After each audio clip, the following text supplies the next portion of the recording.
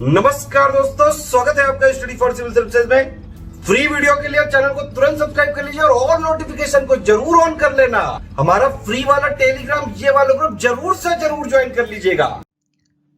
जय हिंद दोस्तों, study for civil services में आप सभी का स्वागत है। मैं हूं आपका एजुकेटर सैयद हसन। हमारे पेड ग्रुप ज्वाइन करने के लिए आप इन दोनों नंबर पे प्लीज कॉल कर लीजिए। इस पे आपको पूरी इंफॉर्मेशन मिल जाएगी कि कौन से कोर्स कब शुरू हो रहे हैं। और उसके अलावा आप हमको फेसबुक पे, यूट्यूब पे, इंस्टाग्राम पे, ट्विटर पे, व्हाट्सएप पे कहीं भी आप हमको फॉलो कर सकते हैं। सबसे जरूरी हमारा जो फ्री टेलीग्राम ग्रुप है, इसको जरूर आप ज्वाइन कर लीजिए। टेलीग्राम अपने में इंस्टॉल कर लीजिए और @स्टडी फॉर सिविल सर्विसेज खोजें और उसको ज्वाइन करें। इससे आपको बहुत मदद मिलेगी। ठीक है, चलिए आज का लेक्चर शुरू करते हैं। चलिए आज प्रीलिम्स से शुरुआत करेंगे। तो क्रिमिनल लॉ रिफॉर्म कमेटी, ठीक है, साक्ष्य जो कानून होते हैं हमारे, उसके लिए रणबीर कपूर नहीं है, ध्यान दीजिएगा, रणबीर सिंह कमेटी बैठी है और इस पे विचार होंगे। और ये जो 3 कानून है हमारे, भारतीय दंड संहिता 1860, दंड प्रक्रिया संहिता 1973 और इंडियन एविडेंस एक्ट, साक्ष्य अधिनियम 1972, ठीक है, इन तीनों पे काम होगा। कोड ऑफ सिविल प्रोसीजर जो है 1960 का, उस पे नहीं होगा, क्रिमिनल लॉस पे बनी है। और जो एक और आपको फैक्ट नोट करना है कि 2003 में VS मल्लिमथ कमेटी भी क्रिमिनल जस्टिस रिफॉर्म पे बैठी थी, उनके कुछ कुछ रिकमेंडेशंस थे। तो प्रीलिम्स में आज को बस आप इतना ही ध्यान देना है। चलिए आगे बढ़ते हैं मेंस की तरफ। मेंस का आज आपका जो पहला एडिटोरियल है वो है क्राइम एज पनिशमेंट, मतलब किसी को पनिश करना है तो आप भी क्राइम करो, बदले की भावना, वेंजेंस। पेज नंबर 6 पे है ये। GS2 में state agencies and there functioning, इसमें हम लोग पुलिस, जुडिशरी दोनों की बात होगी। और GS4 में एक काफी बार इस तरह से क्वेश्चन आ सकते हैं, आए भी हुए, लॉज वर्सेस एथिक्स, कि क्या कानून एथिक्स को फॉलो करते हैं या नहीं। तो इसके बेसिस पे इसको थोड़ा सा एनालाइज करेंगे। चलिए देखते हैं। देखिए ये जो आर्टिकल है क्राइम एज पनिशमेंट, ये जो कल विकास दुबे का एनकाउंटर हुआ है उसको लेके है। तो इस तरह के काफी पॉलिटिकल आर्टिकल होते हैं, काफी फैक्चुअल होते हैं। फैक्ट्स आप सबको ऑलरेडी पता है, उनका एनकाउंटर कर दिया गया। जो ऑफिशियल बताई गई है कहानी कि गाड़ी पलटी थी, वो भागे, पैरों में रॉड था, फिर भी 2 किलोमीटर भागे और उसके बाद गोली मार दी गई, 3 छाती में, 1 कहीं और हो गई उनकी मृत्यु। तो एक क्रिमिनल कम हुआ, ये अच्छी बात है उत्तर प्रदेश के लिए। लेकिन इस सब का क्या होगा? देखिए, इससे जो आपको आंसर लिखने में आएगा कि इस तरह की जो एक्स्ट्रा जुडिशियल किलिंग्स होती हैं और इसको जो सोसाइटी एक्सेप्ट करने लगी है एज अ नॉर्मल, इससे हमारे जो जस्टिस हैं, कोर्ट्स हैं, जो जजेस हैं, जो PCS जे बनते हैं, जो पुलिस इन्वेस्टिगेशन करती है, जो चार्जशीट फाइल होती है, जो पूरा फेयर ट्रायल होता है, उसके बाद जो वकील दलीलें देता है, फिर जाके पनिशमेंट मिलता है, उस सब का क्या होगा? तो उसके बेसिस पे ये आर्टिकल है कि इसमें 4 मेजर पॉइंट्स मैंने आपके लिए निकाले हैं। Fair trial and punishment is the soul of justice. निष्पक्ष विचारण और दंड न्याय की आत्मा है। तो न्याय की आत्मा को यहां पे हत्या हो गई, आत्मा की हत्या, ठीक है। Mob justice is no justice at all. देखिए, अगर मॉब मेंटालिटी आएगी स्टेट इंस्टीट्यूशंस में, ठीक है, सद्भावना हम लोग की पूरी थी कि इसको फौरन जस्टिस तुरंत मिलना चाहिए। 8 पुलिस वाले उस पे शहीद हो गए थे, उनको मार दिया गया था। तो लेकिन अगर उसी तरह से हम जस्टिस देने भी लगेंगे तो वो क्या एक्चुअल जस्टिस होता है? तो कोर्ट किस काम के? तो भीड़ न्याय बिल्कुल भी न्याय नहीं है। जो स्ट्रक्चरल रिफॉर्म्स चाहिए, जो स्ट्रक्चरल दिक्कतें हैं कि आपके कानून उतनी जल्दी लागू नहीं हो पाते, केस देर में सॉल्व होते हैं, केस खिंचते रहते हैं, पॉलिटिकल कनेक्शन से लोग बच जाते हैं, वो सब रिफॉर्म्स हैं, वो अंदर से ठीक करने जाने चाहिए। उनके तर्ज पे एनकाउंटर करना, एक्स्ट्रा जुडिशियल किलिंग करने को जस्टिफाई नहीं किया जा सकता। ये तीसरे पॉइंट में मेंशन्ड है कि अतिरिक्त न्यायिक हत्याओं के लिए समर्थन समाज को बेहतर नहीं बनाएगा, ठीक है। An eye for an eye will make the whole world blind। आप लोग के लिए ये है कि किसने वो कहा था, ये कमेंट्स में लिख के बताइएगा। Damage to institutions in severe and long lasting. देखिए इसमें डैमेज क्या क्या हुआ। पहली चीज, जो 8 पुलिस वाले मारे गए थे, तो पुलिस इंस्टीट्यूशन, और टिप ऑफ मिला था कि किसी एक अंदर से पुलिस वाले ने ही खबर दी थी कि ऐसा वो आ रहे हैं, आप जाल बिछा लो। फिलहाल ये एलिगेशंस हैं, इस पे जांच चलेगी। तो जो अब पुलिस की एक रेप्यूटेशन है कि एक तरफ तो आपके अंदर से इनसाइडर इंफॉर्मेशन लीक हुई, तो पुलिस की अकाउंटेबिलिटी, पुलिस की credibility, functioning of agencies GS2। दूसरी चीज, जो पुलिस लेके उनको आ रही थी, तो गाड़ी से क्यों लाए आप, जहाज से क्यों नहीं लाए? और क्या इतनी कमजोर है यूपी पुलिस की एक आदमी को सेफली ला भी नहीं सकती? ठीक है, तो पुलिस की जो एफिशिएंसी है उस पर भी सवाल उठता है कि फंक्शनिंग जो है हमारे इंस्टीट्यूशंस की सही नहीं है। प्लस जो जुडिशरी का रोल है इसमें, देखिए जब इस तरह की चीजों को आम सोसाइटी समर्थन देने लगेगी, तो जो जजेस होते हैं, जो वकील होते हैं, आखिर वो भी इंसान होते हैं, सोसाइटी से इन्फ्लुएंस होते हैं। तो यही मेंटालिटी मॉब जस्टिस वाली धीरे धीरे वहां भी परकोलेट कर जाएगी, जिसको इकोनॉमिक्स में ट्रिकल डाउन थ्योरी बोलते हैं। टिप्स टिप्स बरसा पानी और नीचे तक, ऊपर तक फैल गया। ठीक है, ऐसे ही आपकी मेंटालिटी भी फैलती है, तो ये चीज गलत है। तो damage to institutions is severe and long lasting, संस्थानों को नुकसान गंभीर और लंबे समय तक चलने वाला है।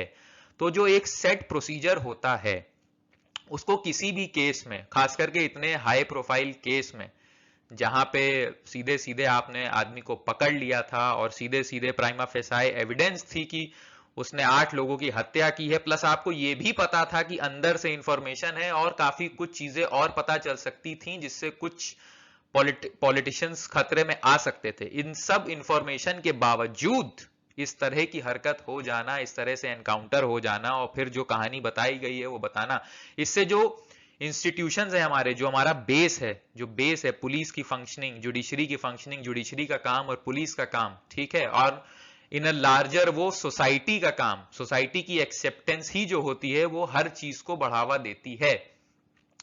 देखिए सोसाइटी ने औरतों पे अत्याचार को सालों से एक्सेप्ट किया था, ठीक है, तो अभी भी वो चल रहा है। तो जब तक सोसाइटी अगर इसको रिजेक्ट करने लगेगी, जैसे मैंने कल आपको बताया था क्रिमिनलाइजेशन ऑफ पॉलिटिक्स, तो सोसाइटी जो है क्रिमिनल केसेस वाले नेताओं को वोट देती है, तो वो नेता विधायक और सांसद बनते रहते हैं। अगर सोसाइटी उसको रिपेल करने लगे, धीरे धीरे होता है, तो वो धीरे धीरे चीजें कम होने लग जाएंगी। ठीक है, बहुत अच्छी सी इसमें यही लाइन लिखी हुई थी कि when law enforcer short circuits due process, ठीक है, जब आप ड्यू प्रोसेस को शॉर्ट कर देंगे लॉ एनफोर्सर होने के बावजूद, मतलब कि लॉ एनफोर्सर पुलिस है, तो जो डैमेज होता है स्टेट इंस्टीट्यूशंस को वो सिवियर और लॉन्ग लास्टिंग होता है। एक और जो इसमें चीज ध्यान देने वाली है कि रिसेंटली देखा गया है कि अगर पुलिस या आर्म्ड पर्सनल के एक्शंस को क्वेश्चन किया जाता है, तो मीडिया या जो भी वहां की सरकार होती है, चाहे राज्य सरकार हो या केंद्र सरकार हो, वो उसको, उन सवाल करने वाले लोगों को जनरली दबाने की कोशिश की जाती है, ये बोल के कि ये नेशनल सिक्योरिटी में इंटरफेरेंस दे रहे हैं, पर उससे अल्टीमेटली नुकसान जस्टिस का होता है। कोर्ट्स अगर अपना काम नहीं करेंगे, देखिए 3 लेजिस्लेचर, एग्जीक्यूटिव, जुडिशरी, 3 ऑर्गन होते हैं स्टेट के, पिलर्स ऑफ डेमोक्रेसी, चौथी बोली जाती है मीडिया। ठीक है, तो अगर ये जुडिशरी का ऑर्गन, एक भी ऑर्गन सही से काम नहीं करेगा, लेजिस्लेचर का काम है कानून बनाना, एग्जीक्यूटिव का काम है उसको इंप्लीमेंट करना, जुडिशरी का काम है उसको बनाए रखना कि कानून फॉलो हो रहा है कि नहीं, और मीडिया का काम है निष्पक्ष खबर देना। आई थिंक आजकल आप देख रहे हैं कि चारों में ही थोड़ा बहुत मामला ठीक नहीं चल रहा है, राइट? तो ये इसके बेसिस पे ये आर्टिकल था, मैंने आपको ये पॉइंट्स लिख दिए हैं। इस पे अगर ऐसे भी आ सकता है, आप ये पॉइंट्स एज इट इज उसमें यूज करके लिख सकते हैं। ठीक है, चलिए आगे बढ़ते हैं। ऑल राइट, जो अगला आर्टिकल है वो है in the name of cooperative federalism, page number 6। GS2 में obviously cooperative federalism as it is लिखा हुआ है। डेवोल्यूशन ऑफ टैक्सेस, टैक्सेस देना, केंद्र द्वारा राज्यों को टैक्सेस देना। GS3 इंडियन इकोनॉमी से भी इसको रिलेट करेंगे। चलिए इसका एनालिसिस शुरू करते हैं। इसमें देखिए कुछ की पॉइंट्स हैं। नंबर 1 है कोऑपरेटिव फेडरलिज्म, सहकारी संघवाद। ये होता क्या है, सबसे पहले तो ध्यान दीजिए ये है कहां पे, पार्ट 11 भाग 11वीं अनुच्छेद 245 से 263। ठीक है, ये आप लोग अपनी तरफ से होमवर्क इसको एक बार जाके जरूर रीड कर सकते हैं कि इससे कोऑपरेटिव फेडरलिज्म एक्सप्लेन किया जाता है। बेसिकली कोऑपरेटिव फेडरलिज्म क्या होता है कि जो केंद्र है, और इंडिया को क्वाजी फेडरल कंट्री बोलते हैं, कि जो केंद्र है और जो राज्य हैं इनके बीच में जो इकोनॉमिक रिलेशंस हैं, आर्थिक रिलेशन हो गए या कानूनी रिलेशंस हो गए, ये बहुत ही स्मूथ रहने चाहिए, ठीक है। और जो केंद्र है उसको राज्यों में भेदभाव नहीं करना चाहिए। देखिए नेचुरल सी बात है, केंद्र में कोई भी सरकार आती है तो जिन राज्यों में उनके ऑपोजिंग आइडियोलॉजी की सरकार होगी वहां पे थोड़ा सा वो कम ध्यान देंगे। तो इस आर्टिकल में वेस्ट बंगाल का एग्जाम्पल लेके समझाया गया है। डेरेक ओब्रायन भाई साहब का ये आर्टिकल है, जो कि टीएमसी के सांसद हैं राज्यसभा में। तो जो भी कहेंगे वो कहेंगे, मैं कुछ नहीं कहूंगा, मैं सिर्फ बताऊंगा कि उन्होंने क्या कहा। तो उसमें सिंपल सा एग्जाम्पल है कि पहली बात तो 14 फाइनेंस कमीशन ने जो रिकमेंडेशंस दी थी, ठीक है, 14वां वित्त आयोग की कितने पैसे राज्यों को मिलने चाहिए, उसमें से इतना ये आंकड़ा निकाला गया भाई साहब, 6.84 लाख करोड़। इसको आप लोग मैथ्स में निकालिएगा कितना होता है। Not given by the centre, ये पेंडिंग है सारे राज्यों का मिला के। तो केंद्र ने पैसा अभी ये राज्यों को नहीं दिया है। Fiscal deficit of centre is higher, केंद्र का राजकोषीय घाटा। फिस्कल डेफिसिट क्या होता है, इकोनॉमिक्स में आप लोग ने पढ़ा है। स्टेट लेवल पे तो जनरली नहीं पूछते हैं ये इस तरह के क्वेश्चंस, फिस्कल डेफिसिट और वो, लेकिन यूपीएससी में बहुत इंपॉर्टेंट है। तो एक्सपेंडिचर जब किसी सरकार का उसके रेवेन्यू से ज्यादा हो जाता है, आपके टैक्सेस सब मिलाने के बाद जब आपका खर्चा ज्यादा हो जाएगा, ठीक है, जैसे अभी आपने देखा होगा कि बहुत सारी जगह लोगों को कम करने की बात चल रही है, छटनी की बात चल रही है, ठीक है। आर्मी में बात आई है 3 साल का एक टेम्पररी कमीशन, 3 साल आप नौकरी करिए आर्मी में, उसके बाद आपकी छुट्टी। तो ये सब क्यों किया जा रहा है, ताकि जो कमीशन्ड ऑफिसर्स हैं अलग अलग जगह, उनकी सैलरी और पेंशन का बोझ इतना ज्यादा है और टैक्सेस हो रहे हैं कम। टैक्सेस क्यों कम हो रहे हैं, क्योंकि हम लोग डिमांड नहीं कर रहे हैं चीजें, जो मैं आपको पहले भी बता चुका हूं। लॉकडाउन में हम लोग चीजें डिमांड नहीं कर रहे हैं, डिमांड नहीं करेंगे तो सप्लाई नहीं होगी, तो बिक्री नहीं होगी, बिक्री नहीं होगी तो सरकार के खाते में टैक्स नहीं जाएगा, टैक्स नहीं जाएगा, लेकिन सरकारी नौकर तो ऑलरेडी सब हैं, तो उनको सैलरी भी देनी है, पेंशन भी देनी है, तो धीरे धीरे वो पैसे कम पड़ने लगते हैं। तो केंद्र बहुत ही दिक्कत में है फिलहाल, फिस्कल डेफिसिट बहुत ज्यादा है, टैक्सेस कम आए थे और एक्सपेंडिचर होना है ज्यादा।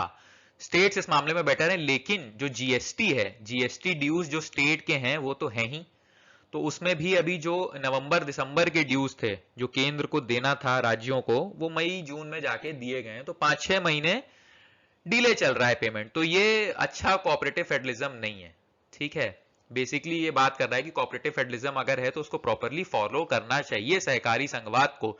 तो इससे दिक्कतें क्या आ रही हैं, देखिए, जब आप किसी को पैसा नहीं दोगे राज्यों को, या राज्यों में कैपेसिटी अभी कम हो गई है पैसे लेने की, तो ऑब्वियस सी बात है कि जो भी सोशल इंफ्रास्ट्रक्चरल, सामाजिक हो गया, इंफ्रास्ट्रक्चरल हो गया, अरे इसकी हिंदी इसने ट्रांसलेट ही नहीं की, ग्रामीण विकास लगभग बंद हो गया है। तो चारों तरफ से इसमें दिक्कतें हो जाएंगी। सोशल मतलब आपकी हेल्थ और एजुकेशन, इंफ्रास्ट्रक्चरल कुछ भी बनाना हो, ब्रिज कंस्ट्रक्शन, ठीक है, road construction, rural development most important, 67% India lives in rural areas, तो उसमें दिक्कत आ जाएगी। उसके अलावा इस आर्टिकल में कुछ फैक्ट्स दिए गए थे जो आपको लिखने इतने जरूरी नहीं है, लेकिन मैं आपको बता देता हूं। जैसे इसमें एग्जांपल दिया गया था कि जब साइक्लोन अम्फन आया था बंगाल में, अभी अम्फन आया था, प्रीलिम्स में आ सकता है, तो उसमें करीब 1 लाख करोड़ का नुकसान अनुमान लगाया गया और केंद्र ने 1000 करोड़ दिए हैं अभी, तो 99,000 करोड़ की अभी उसमें कमी चल रही है, राइट। तो जो कोऑपरेटिव फेडरलिज्म होता है वो ये मैंडेट करता है सेंटर को कि देखिए आपको ख्याल रखना है, पूरे देश के हर राज्य को आपको बराबर आंख से देखना होना जरूरी है। और राज्यों को आपस में भी बहुत सारे राज्य आपस में नदियों के लिए लड़ते रहते हैं, जिसके लिए रिवर वाटर डिस्प्यूट कमीशन बना है। इंटर स्टेट काउंसिल आर्टिकल 263 इसीलिए बना है कि राज्य जो आपस में लड़ते हैं। एक्चुअली जो आर्टिकल 263 है इसकी बेसिस पे कोऑपरेटिव फेडरलिज्म को सोचा गया था, ठीक है। तो ये आप जरूर लिखिएगा।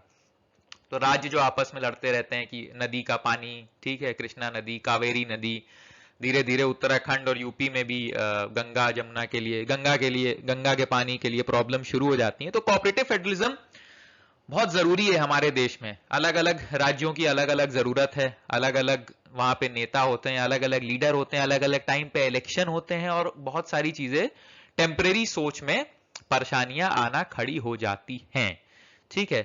तो इसको आप सीधे सीधे जो GS2 है उसमें ये जाएगा, और जो फिस्कल डेफिसिट और ये है 6.8 लाख करोड़ नॉट गिवन, ये इंडियन इकोनॉमी की हालात।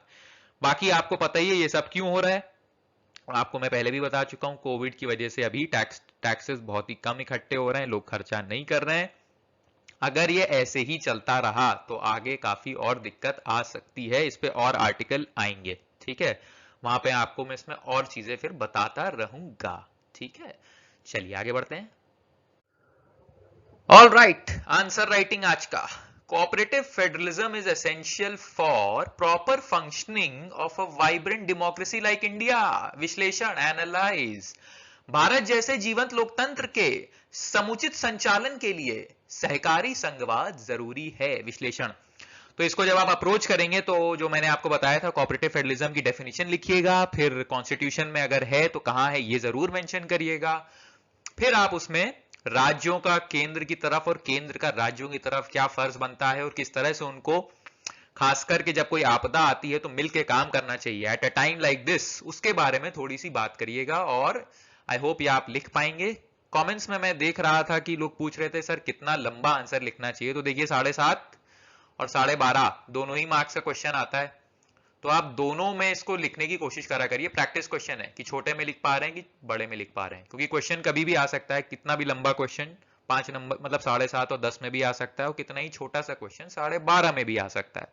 तो दोनों में कोशिश करिएगा, 150 वर्ड्स में लिखने की कोशिश करिएगा, ठीक है, 250 में भी लिखने की कोशिश करिएगा। ऑलराइट, चलिए अब हम लोग मिलेंगे आपसे मंडे को। संडे को एडिटोरियल नहीं आता है, संडे आप लोग की छुट्टी रहेगी। अगर संडे को कोई प्रीलिम्स का पॉइंट होता है एक आध, तो वो मैं मंडे के आर्टिकल में यूज करके आपको बता दूंगा। ऑलराइट, धन्यवाद, थैंक यू, जय हिंद।